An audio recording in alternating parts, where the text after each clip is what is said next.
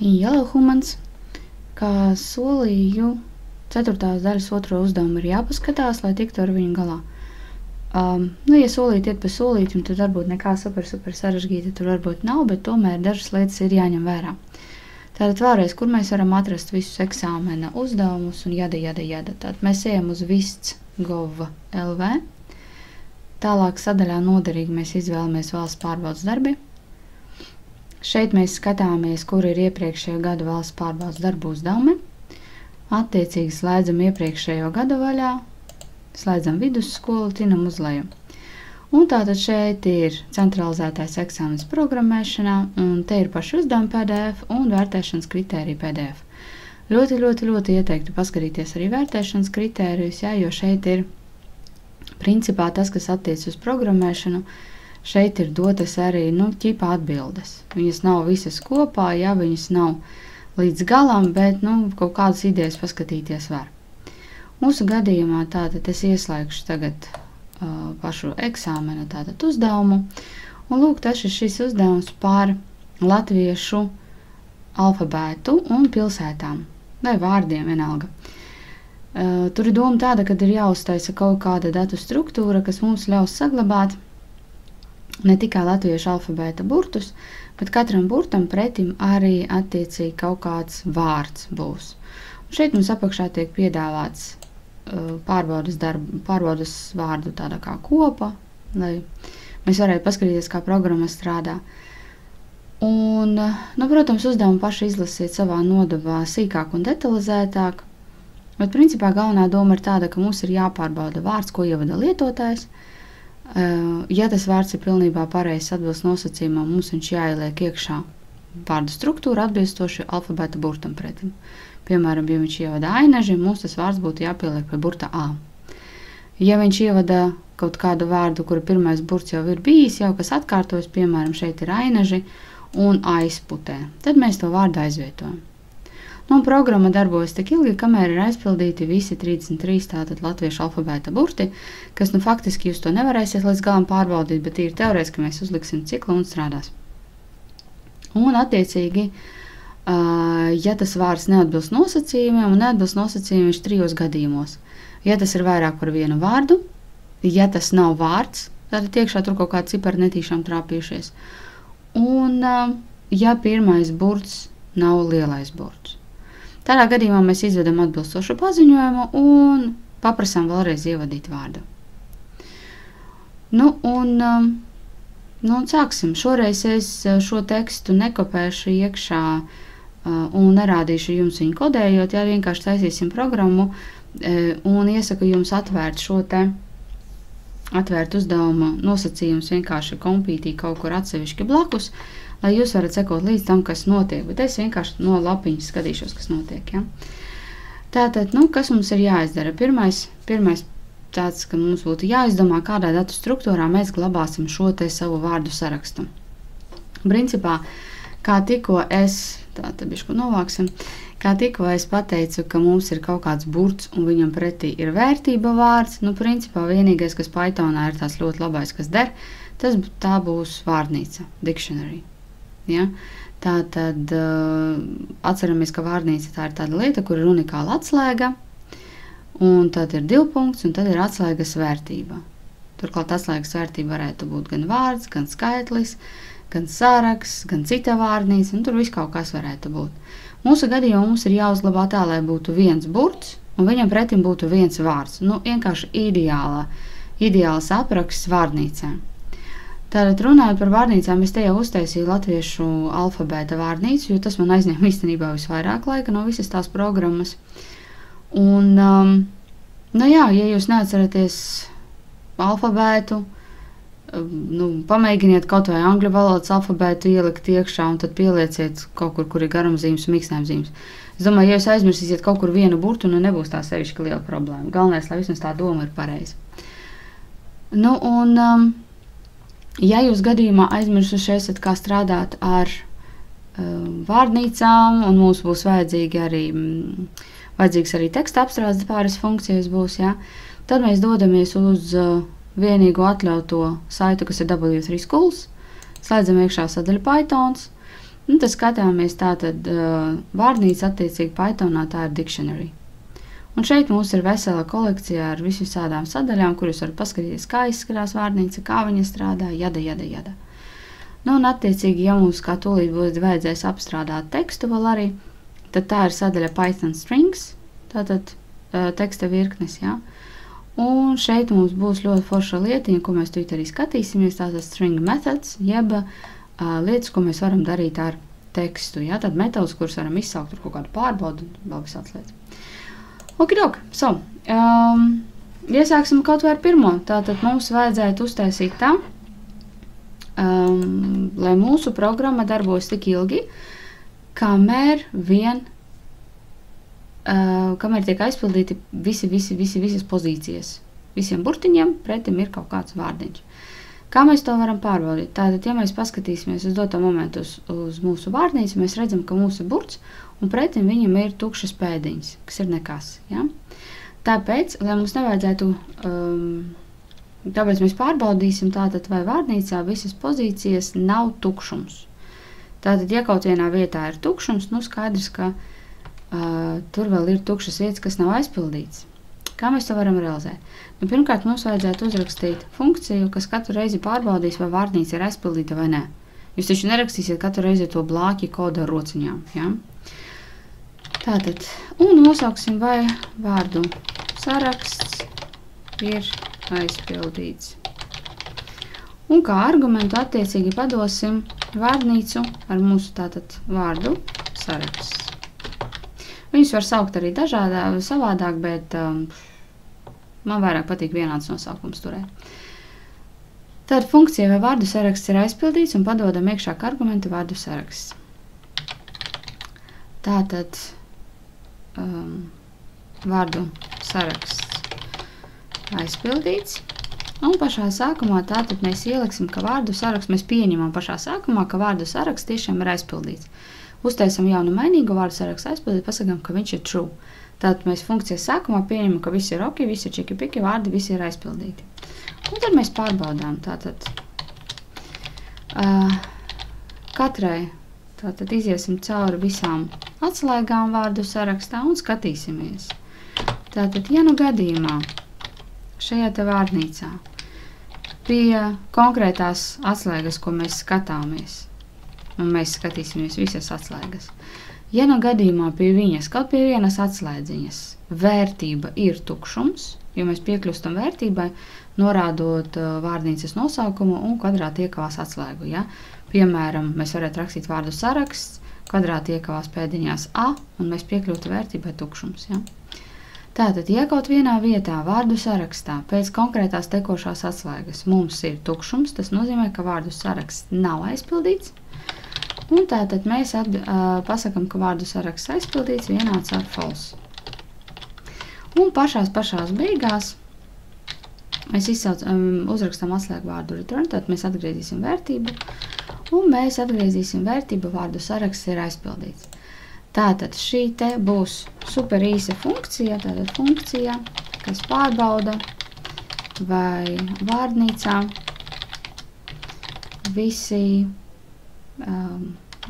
visas pozīcijas ir aizpildītas. Tātad vēlreiz, ja funkcija, mēs viņai padodam savu super-puper vārdnīcu.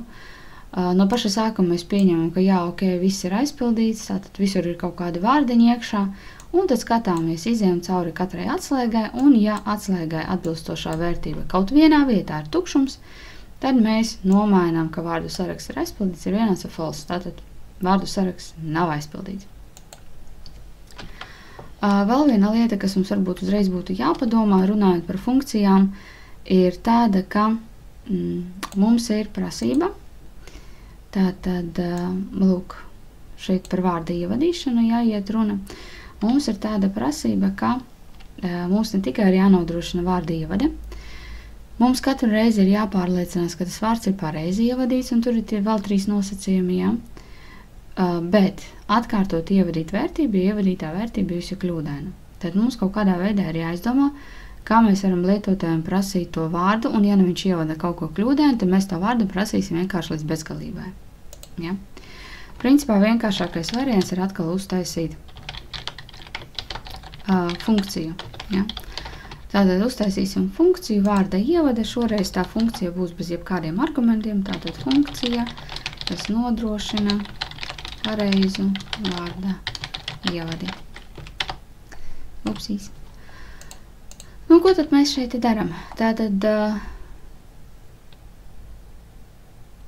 sāksim ar banālāko, ja? Tātad vārds, input, Tātad input ievadā nolasām no klaviatūras, un te būs kaut kāds uzrunājošais teksts, ievadi vārdu, vai kaut kas tāds. Vienalga. Un tad sāksim, principā varam pārbaudīt, ja? Pēc tam uzliksim arī atkārtot ievadu, jums pārbaudīsim. Tātad, ja gadījumā, kā mēs varam pārliecināties, vai tas vārds ir vārds, ja? Vai tur iekšā ir kaut kāda mistika salikt iekšā. Un mistika varētu būt kaut kādi burti, simboli, nevis burti, bet simboli un cipari un kaut kas tāds, ja? Tātad, paskatoties uz string methods, kas ir metodas darbam ar tekstu, mēs redzam, ka, piemēram, mums ir tāda funkcija kā isalpha. Un isalpha atgriež patiesību, kad mēs viņu pielietojam kaut kādā rindē, ja pilnīgi viss, kas tajā rindē ir iekšā, ir alfabēta burti. Es nezinu, cik tas pareizi strādās mūsu gadījumā ar Unicode rakstzīmēm, bet pieņemsim, ka strādās, jo arī atbildēs izmantot šī funkcija isalpha. Tātad, ja vārds isalpha, un neaizmirsam, ka tā ir funkcija, tāpēc beigās jāliek tukšas iekavas. Tur var rakstīt priekšā not, bet pieņemsim, ka mēs ierakstīsim false. Lai būtu vienkāršāk, lai būtu super-puper skaidrs, ka ja gadījumā vārds isalpha funkcija atgriež false, tas nozīmē, ka tajā vārdā ir iekšā kaut kas liekas, kaut kāda simbola, kaut kāda cipara, tur kaut kas nepareizs. Tad mēs izvedām paziņojumu, ka nepareiza ievada ir jābūt derīgam vārdam. Kaut ko tādu, ja? Kas mums vēl varētu būt? Mums vēl varētu būt variants tāds, kad mums ir nosacījums, ka visiem vārdiem jāsāks ar lielo burtu. Un runājot par lielo burtu, tātad mums šeit ir funkcija isLower un isUpper. Ja gadījumā vajadzēs pēc tam arī, ja? Tātad isLower pārbauda, vai tas ir lielais burts vai mazais. Tātad isLower pārbauda, vai tas ir mazais burts, un isUpper pārbaudīs, vai tas ir lielais burts. Jūs varat izmantot, kuru gribat metodi, funkciju galvenais, lai strādā. Es paņemšu isLower, tātad, ja gadījumā vārds, mums jāapskās pirmais burts. Pirmais burts, mēs viņam varam piekļūt, norādot indeksu 0, tātad tas ir 0. burts, jā, īstenībā. Tātad, ja šis 0. burts isLower atgriež patiesību, jā, tad mēs zinām, ka pirmais burts ir mazais burts. Un mums ir jāizvada atbilstoši paziņojums, nepareiza ievada, jada. Tātad, uzrakstīsim vārdā pirmajam burtam, ir jābūt lielajam burtam. Un tā, lai pavisam viss ir skaidrs, jā. Un tad trešais nosacījums mums bija tāds, kad vārda jāievada ir tikai viens vārds. Kā mēs varam to pārbaudīt? Tātad, lai sadalītu, mēs kādreiz esam arī strādājuši, jā, ar tādām lietām, lai sadalītu, piemēram, vienu ievadītu garu teksta virkni pa vārdiem, tad mēs izmantojam funkciju split. Un ko mēs varam pārbaudīt? Mēs varam izsaukt funkciju split uz šo te ievadīto vārdu, tātad vārds split, un pārbaudīt garumu. Tātad, ja garums ir lielāks par 1, ievadītiem vārdam sadalot viņu pēc tukšuma zīmēm garums ir lielāks par 1, tad mēs saprotam, ka tas cilvēciņš ir ievadījis vairāk nekā vienu vārdu. Tātad mēs izdodam kļūdas paziņojumu, ka drīkst ievadīt tikai vienu vārdu. Jā, un iemācāmies rakstīt. Okay. Uz doto momentu ir tā, ka mums šajā funkcijā, kas nodrošina pareizi vārda ievadi, mēs paprasam, lai cilvēks ievada vārdu. Ja gadījumā tur iekšā ir kaut kāds liekās rakstzīmes, mēs pasakām error, nepareizi ievadē, jābūt ar derīgam vārdam. Ja gadījumā pirmais burtiņš vārdā ir mazais burts, tātad is lower ir true, tad mēs atkal izdodam error, tātad kļūdas paziņojam, ka jābūt ar lielajam burtam, un ja negadījumā sadalot šo te vārdu pēc atstarpēm, mums iegūstamās tās struktūras, jeb saraksta garums ir lielāks nekā 1, tad mēs saprotam, ka tur arī ir kļūda, mēs viņam izdrukājam, tātad print drīkst ievadīt tikai vienu vārdu. Nu, viss jau būtu forši, bet tagad mums ir paliek izdarīt tā, ka, ja viņš kaut kurā momentā kļūdās, ja nostrādā kaut viens no šitiem ifiem, tad mums viņam ir jāsaka, lai viņš to ievada atkārtoti. Kā mēs to varētu darīt? Mēs varētu viens no vienkāršākajiem veidiem, protams, ir arī cits, šis ir vienkāršākais, tātad, teiksim, mēs uztaisīsim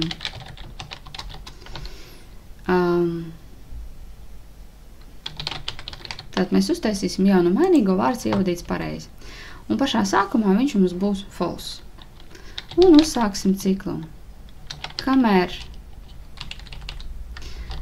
vien vārds ievadīts pareizi ir vienāds ar false, tikmēr mēs atkārtosim visu šo te procedūru. Tātad mums būs ievadi vārdu, mums būs visa pārbaude, jada. Tātad katru reizi, kad nostrādās kaut viens no šiem te ifiem, mēs pat varam īstenībā uztaisīt drošības pēc katru reizi, kad nostrādās kaut viens no šiem te ifiem, mēs varam ielikt viņam vārds ievadīts pareizi false. Nu tā, lai jau pilnīgi nodrošinātos un viss būtu forši, jā. Tātad 3 reizes, ja viņš ievada kaut ko kļūdainu, mēs pasakam, ka vārds ir nepareizi ievadīts, un līdz ar to mēs atgriežamies cikla sākumā. Atkal mēs ievadām to vārdu un visu pārējo. Pretējā gadījumā, ja no gadījumā nenostrādā neviens no šitiem ifiem, tad mēs pasakam, ka vārds ir ievadīts pareizi, ja vārds ievadīts pareizi vienāds ar true, un šis cikls automātiski apstāsies. Kā tikko būs vārds ievadīts pareizi true, tā viņš uzreiz apstāsies. Jā, tātad, ja viņš neies ne šajā ifā, ne šajā ifā, ne šajā ifā iekšā, tad būs true. Un, ja no gadījumā vārds ir ievadīts pareizi, kas mums vēl būtu beigās jāizdara, mums būtu jāatgriež īstenībā tas vārds. Tātad, ja nu visi čiki-puki, mēs visu pareizi esam ievadījuši, jā, tādā gadījumā beigās mēs apstādinam visu šo te ciklu, mēs saprotam, ka vārds ir ievadīts un atgriežam programmai ievadīto vārdu, kuru mēs esam pārbaudījuši un kurš tagad taču ir pareizs. Ko mēs tālāk daram? Tātad mums ir 2 funkcijas, vēlreiz atkārtošu. Viena, kas pārbauda, vai visa vārdnīca ir aizpildīta, un otra, kas mums pārbauda, vai ir pareizi ievadīts vārds. Mums ir mūsu vārdnīca ar mūsu burtiņiem pozīcijām. Un tālāk ko? Taisam programmu. Tātad mums ir jādarbina programma tik ilgi, kamēr vien ir aizpildīta vārdnīca. Tātad, kamēr vien kaut vienā vietā mums būs tukšumiņš, tik ilgi mums tā programma ir jādarbina. Un mēs to varam darīt kā? Izsauksim savu super-puper funkciju. Vārdu saraksts ir aizpildīts. Un kamēr viens atgriežamais rezultāts ir false, mēs saprotam, ka mūsu vārdnīca nav aizpildīta. Jā, šeit varam ielikt komentāru. Tātad izpildām darbības tik ilgi, kamēr nav aizpildīta visa vārdnīca. Tur ir vairāk veidi, kā jūs to varat realizēt, protams, atkārtošos. Šis ir viens no vienkāršākajiem, tas ir, reāli. Vēl vienkāršāk es vairs nevaru izveidot struktūru. Tātad, kamēr vien konkrētā vārdu sarakstā tātad pārbauda uz aizpildīšanu, kamēr vien viņi atgriež false, tikmēr mēs kaut ko darīsim. Ko mēs darīsim? Mēs paprasīsim, lai cilvēks ievada vārdu, un to mēs izdarīsim kaut vai izsaucot šo te mūsu super-puper funkciju. Tātad vārds vienāds vārda ievade. Tāpēc, ka vārda ievade funkcija gala rezultātā atgriež tātad return to pareizo pārbaudīto vārdu. Tātad vārdu mēs pārbaudījām, saņēmām no cilvēkam. Nu, tagad skatīsimies, kurā vietā viņu ievietot. Mēs jau zinām, ka tas vārds ir pārbaudīts, viņš ir pareizs, jada. Un tad skatāmies, ja nu gadījumā vārdnīca. Uztaisīsim varbūt pat vienkāršāk. Tā kā mums būs vajadzīgs ļoti bieži vārda pirmais burts, tad mēs viņu saglabāsim atsevišķi. Tātad vārds un, kā jau teicu, nultais simbols. Tad 0. simbols no jebkuras teksta virknes, tas ir tas pirmais, ko mēs kā cilvēki redzam. Ja? Jo Pythonā sākas skaitīšana no 0 indeksācija. Tad tā kā mums būs vajadzīgs vārda pirmais burts, ļoti bieži mēs viņu saglabāsim vienkārši atsevišķā mainīgajā. Nosaukuma vārda pirmais burts. Now, skatīsimies tālāk savu super-puper vārdnīcu. Ja nu gadījumā vārdu saraksts, mūsu vārdnīca, un paņemsim atslēgu, un atslēga dotajā gadījumā tā kā mēs ievadām to vienu vārdu, piemēram, ainaži, tas ir lielais burtsā. Ja? Tātad, mūsu gadījumā tā ir atslēga. Tātad, ja vārdu sarakstā pēc konkrētās dotās atslēgas vērtība ir vienāda ar tukšumu, tad mēs izvadīsim paziņojumu. Ja, tur tātad uzdevumā bija prasība, ka katra darbība ir jāizvada kā paziņojums, ko mēs ķipi tur darām. Tātad izvadīsim paziņojumu, ka vārds tiek ievietots, un tad mums ir vajadzīga pozīcija. Tātad, kurā pozīcijā mēs ievietojam šo te vārdu. Un pozīciju mēs varam atrast, ja, ar biškucīti varbūt tādu sarežģītu konstrukciju. Mēs pārveidosim uz brītiņu savu vārdu sarakstu, savu tātad vārdnīcu par sarakstu. Un atradīsim, kurā vietā viņam ir tātad indeks, jeb kurā vietā viņam atrodas tas konkrētais burts, jeb konkrētā atslēga. Tātad mēs faktiski meklējam atslēgas pozīciju iekšā vārdnīcā. Pēc atkal vārda pirmā burta, jo tā ir tā mūsu atslēgā. Tātad vārds tiek ievadīts tādā un tādā pozīcijā. Now, tā kā mums bija atsevišķi ļoti tur uzdevumā ļoti liels uzsvars uz to, ka ja vārds jau tāds eksistē, tad mēs viņu aizvietojam, ja tāds vārds neeksistē, mēs viņu ievietojam. Īstenībā strādājot ar vārdnīcu, tajā momentā, kad mēs pasakām vārdnīcas nosaukums kvadrāta iekavas atslēga, vienādības zīme, mēs to vērtību, kurā momentā ieliekam vai pārrakstam, pilnīgi nekādas starpības nav. Ja? Bet tā kā mums ir teikts, ka ļoti atsevišķi izcelts ievietošana un aizvietošana, tad mēs atsevišķi uztaisīsim arī if un else. Tātad viens ir ievietošanai, viens ir aizvietošanai. Tātad, ja nu gadījumā pēc konkrētā tā pirmā burta no vārda, teiksim vārds A kā ainaži, ja? Ja nu gadījumā tajā vietā ir tukšums kā vērtība, mēs saprotam, ka tur vēl nekā nav, un vārds tiek pirmo reizi ievietots. Tātad, vārdu saraksts, atslēga vārda pirmais burts, un vērtība būs konkrētais vārds. Ja nu gadījumā tur iekšā nav tukšums, un kaut kas jau tur ir acīm redzot bijis, tad mēs izdodam paziņojumu, vārds tiek aizvietots, bet kods paliek pilnīgi tāds pats. Vārdnīcas nosaukums, kvadrāta iekavās atslēga, kas mūsu gadījumā ir tas pirmais burts, un vērtība ir vienāda ar vārds. Tas īsti biškucīgi nebraucu, kāpēc vajadzēja to tā atsevišķi izcelt, ja mēs to panākam ar vienu un to pašu. Varbūt attiecīgi tas domāts ir uz citām programmēšanas valodām vairāk bija. Tā, kas vēl, ko vēl mums palika uztaisīt? Paskatīsimies mūsu nosacījumus.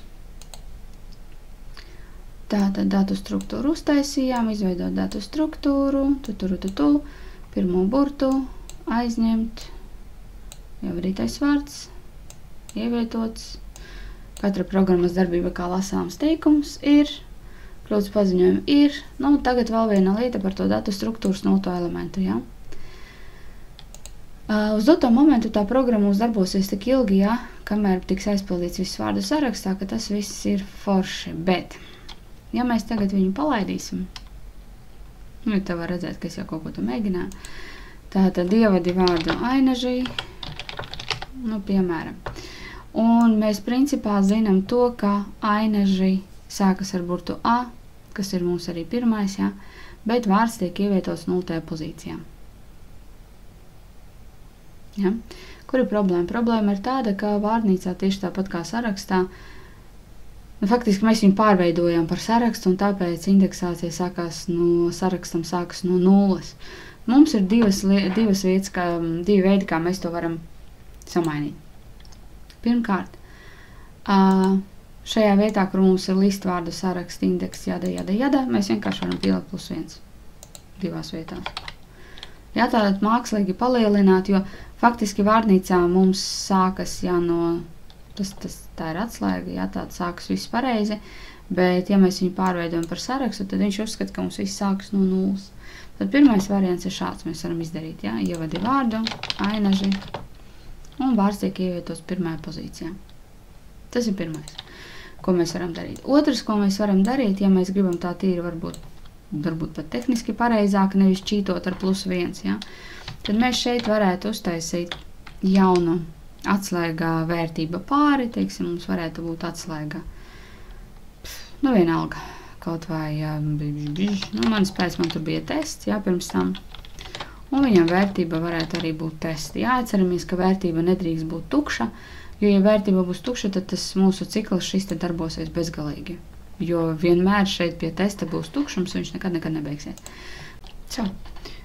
Pirms nodot programmu noteikti būtu jāpārliecinās, vai visi kļūdu gadījumi strādā. Pamēģināsim palaist programmu, un tad redzēsiet, man te biškucīt ir modifikācijas, kāpēc, ja? Tātad, ja mēs ievadīsim ainaži vārdu, mēs skatāmies, ka viņš ir ievietots pirmajā pozīcijā. Ja mēs ievadīsim aizkraukli, mēs skatāmies, ka vārds tiek aizvietots pirmajā pozīcijā, jā, tātad nevis ievietots, bet aizvietots, tad viss strādā, visi forši. Ja mēs netīšām, teiksim, ielikām tur atstarpīti, mums ir aizkraukli, jā, tad mums parādās nepareizi ievadi jābūt vienam derīgam vārdam. Tātad es tikko biškucīt palaboju programmu, tomēr tieši uz vārda ievadi, man tur bija biškucīt loģiskās kļūdas ieviesušās, un tomēr mums būtu ērtāk, ja mums būtu if else. Varbūt tas nav gluži korekti, bet, uz dotā momenta tas strādā, un Dievs ar to visu. Tātad, ja gadījumā mums kaut kāda simbola tur iekšā, tad mēs pasakam, ka nepareizi ievada jābūt derīgam vārdam, un vārds ir ievadīts nepareizi. Ja gadījumā pirmais nav lielais burts, arī tātad izvedām kļūdas paziņojumu, pasakam, ka vārds ievadīts nepareizi.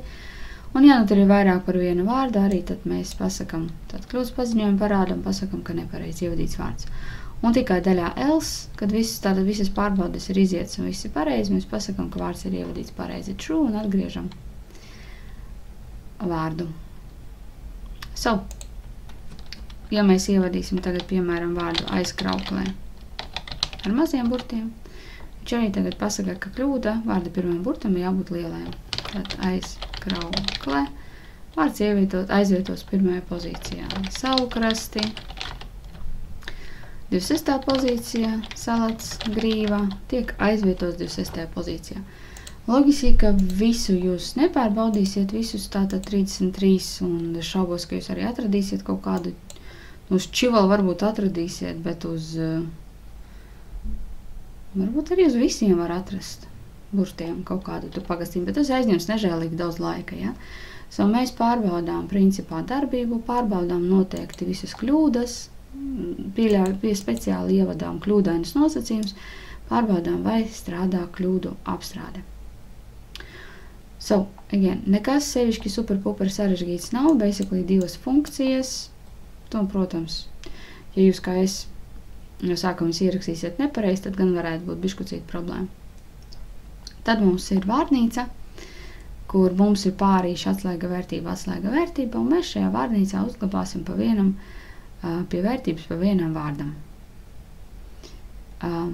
Tātad, tik ilgi, kamēr vārdu saraksts nebūs aizpildīts, mums darbosies programma, tik ilgi, kamēr nebūs ievadīts pareizs vārds, mums darbosies tā vārda ievadas funkcija.